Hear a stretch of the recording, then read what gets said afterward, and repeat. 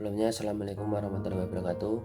Kami dari kelompok 2 dengan anggota saya sendiri Arif Saifuddin dengan NIM 40120120157, Bagus Setio Budi dengan NIM 401200165, Devi Afika Eza dengan NIM 401200174, dan tim Jati Syahrul Mubarak dengan NIM 401200184 ingin memaparkan materi tentang resume dan surat lamaran kerja.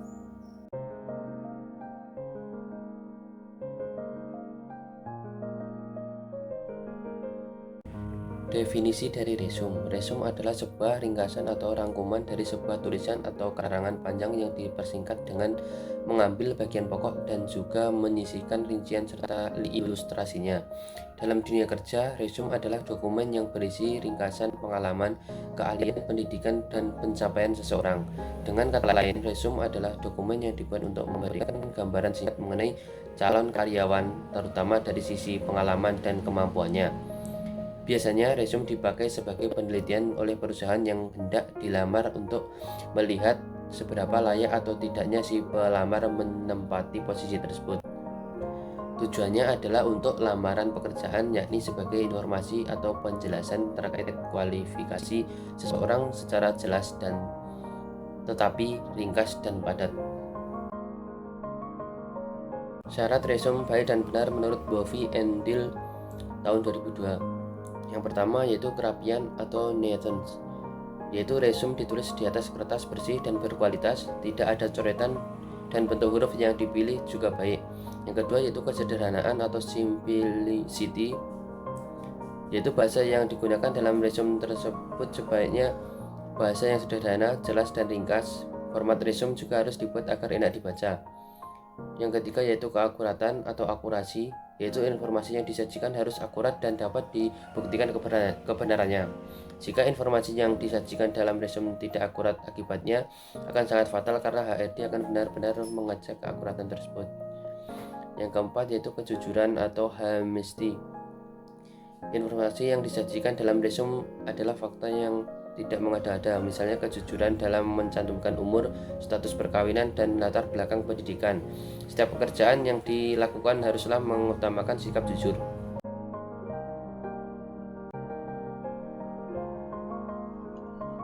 Pengorganisasian resume dibagi menjadi 3. Yang pertama, resume kronologis. Resume yang menekankan kronologis pengalaman kerja dan sejarah pendidikan. Susunannya diurutkan dari posisi paling akhir sampai paling awal. Keunggulan resume kronologis: 1. Pemberi kerja sudah terbiasa dengan bentuk itu dan mudah menemukan unsur yang dicari. Kedua, menonjolkan pertumbuhan dan kemajuan karir. Ketiga, menonjolkan kontinuitas dan stabilitas dalam bekerja. Resume ini sangat cocok bila sejarah pekerja pelamar cukup kuat dan pekerjaan yang dilamar sesuai dengan jalur karir yang dimiliki.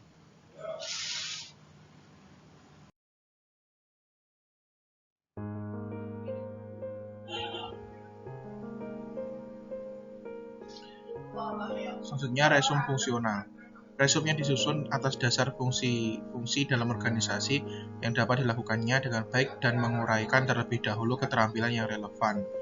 Keunggulan resume fungsional: yang pertama, pembaca langsung mengetahui kontribusi yang bisa diberikan oleh pelamar. Kedua, pelamar menekankan pengalaman kerja lebih awal. Ketiga, kurang menekankan kemajuan karir atau masa menganggur yang lama. Pendekatan ini sering digunakan oleh pelamar yang baru lulus atau new graduate.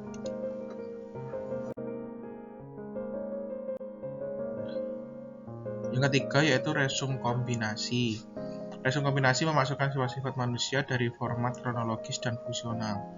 Format mana yang menekankan pada pendidikan dan pengalaman kerja pelamar, yakni dalam resume kronologis. Di samping itu juga memasukkan keterampilan kerja dan kualifikasi yang dibutuhkan atau resume fungsional. Pendekatannya mencoba menggabungkan keunggulan format kronologis dan fungsional memiliki 2 kelemahan utama. Resume menjadi lebih panjang dan adanya kemungkinan terjadinya pengulangan akibat dicantumkan keterampilan dan keberhasilan dalam bagian fungsional dan kronologis.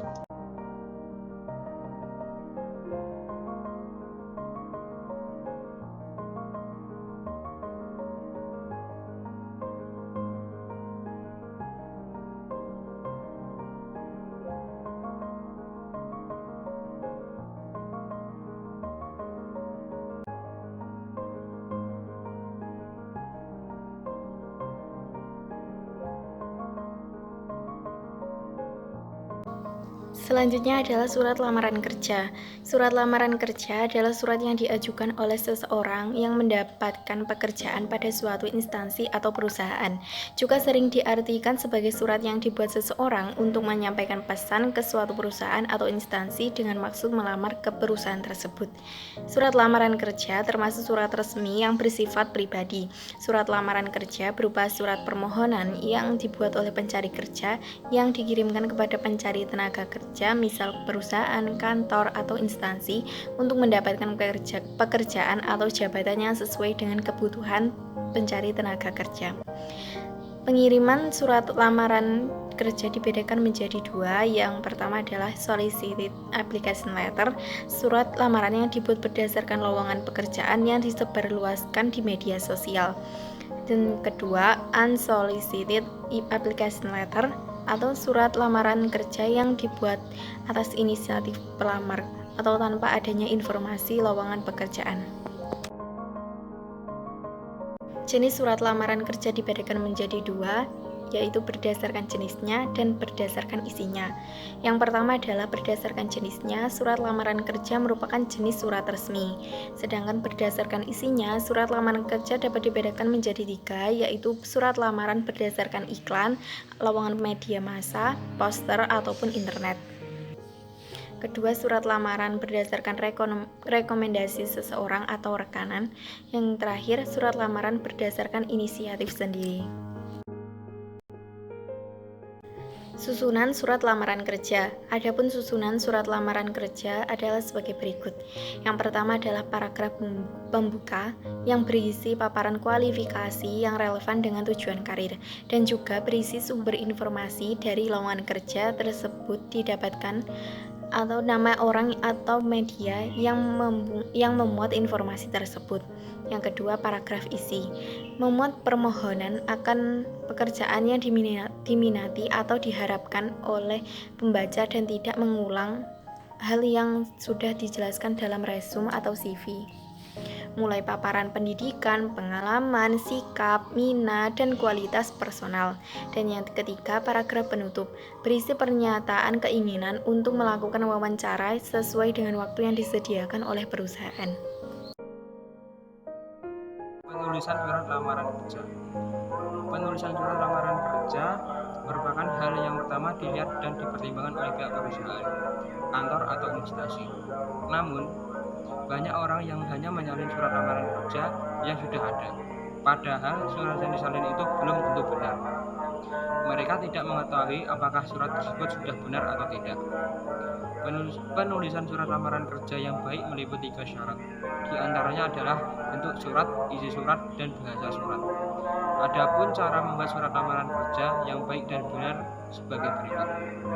Yang pertama, menggunakan bahasa yang baik dan benar. 2. Menggunakan kalimat yang singkat, padat, dan jelas. Ketiga, menulis secara manual menggunakan tangan. Beberapa perusahaan menekankan hal demikian. 4. Memperhatikan kerapian dan menjaga kebersihan surat lamaran kerja. Jangan sampai ada coretan. 5. Menulis data diri secara jelas. 6.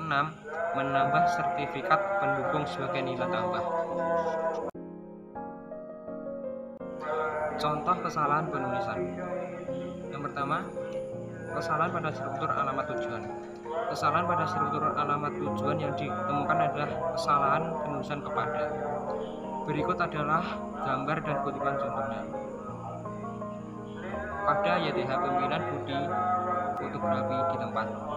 Pada kutipan tersebut, kata kepada seharusnya hilang karena memiliki makna yang sama dengan kata yang terhormat. Kedua kata tersebut sama-sama memiliki fungsi yang sama, yakni untuk mengawali nama penerima. Antara kata kepada dengan yang terhormat tidak diperbolehkan untuk mencantumkan keduanya. Yang kedua, kesalahan pada struktur salam pembuka. Kesalahan pada struktur salam pembuka dapat ditemukan pada kutipan berikut. Dengan hormat, pada kutipan tersebut dapat ditemukan bahwa terdapat kesalahan penulisan huruf kapital. Kesalahan tersebut ditemukan pada kata hormat. Frasa dengan hormat merupakan frasa yang bertujuan untuk memberi salam kepada pembaca dengan sopan.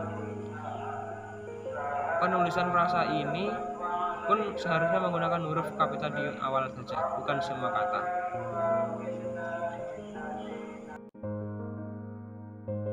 Pada struktur isi. Struktur isi merupakan struktur utama dalam surat lamaran kerja. Struktur isi merupakan bagian untuk mengemukakan maksud serta menginformasikan sekilas pandang tentang jati diri pelamar.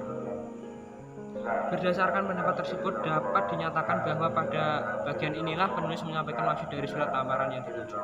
Contohnya, sesuai dengan lamaran pekerjaan dari HRD PT Gandumas yang saya dapatkan pada tanggal 4 Maret 2022, saya bermaksud untuk melamar pekerjaan sebagai desainer dan bergabung ke dalam tempat kerja yang Bapak atau Ibu pimpin. Kutipan di atas merupakan kutipan yang menunjukkan adanya kesalahan kebahasan pada struktur isi karena terdiri dari kalimat yang tidak efektif. Kalimat yang tidak efektif ditemukan pada kalimat pertama yang tidak memenuhi standar penulisan kalimat, yakni minimal terdiri dari S dan P. Pada pernyataan tersebut hanya terdiri dari keterangan, sedangkan huruf unsur S dan P tidak hadir, sehingga penyebutannya bukanlah kalimat tapi klausa.